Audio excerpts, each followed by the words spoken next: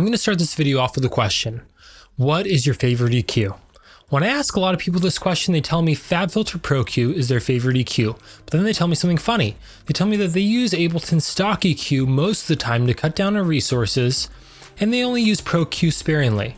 So I thought, we've been doing all this bench testing, why don't we bench test these two against each other and see really how many of each you can fit into a session.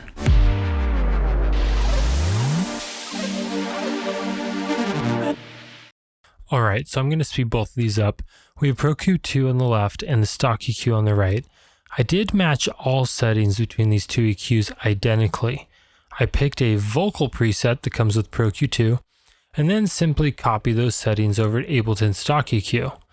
Now, we can pack quite a lot of either of these into a session, but as we see here in the end, I'm able to get nearly double the amount of Pro-Qs in the session as I can of Ableton stock EQ. So let's see how this breaks down. I've prepared a chart for you guys to help visualize the max plugin load we could achieve between these competing EQs. We can see here that we got 2,328 Pro-Qs into a session before hearing clicks and pops in the audio, while we capped out at 1,304 instances of the stock EQ, showing that we saw nearly double the performance when using Pro-Q. Alright, so what did we learn? Well, you can fit twice as many Pro-Qs as the stock EQ into a session, which is crazy. It means Pro-Q is way more efficient than the stock EQ. So stop using the stock EQ. If you like Pro-Q, go ahead and use it. This is kind of continuing a narrative.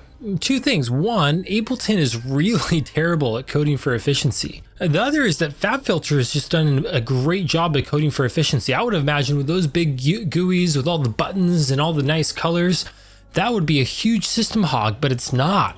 It sounds great. It doesn't use up CPU. So use it. That's it for me this week. If you like this video, go ahead and hit subscribe. If you have any questions, ask in the comments and I would be happy to answer them. That's it for me. I'll see you guys next week.